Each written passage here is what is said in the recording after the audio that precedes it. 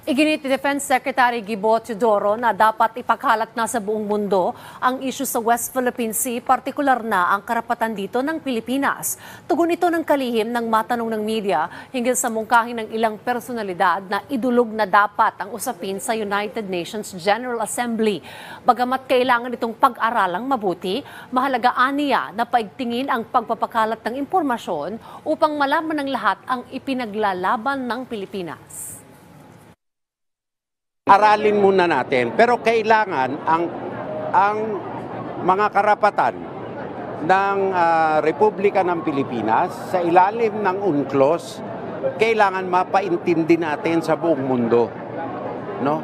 Kailangan talaga ang debate ay i-transfer natin mula sa loob ng Pilipinas sa the rest of the world upang ang cause ng Pilipino ay malaman, no?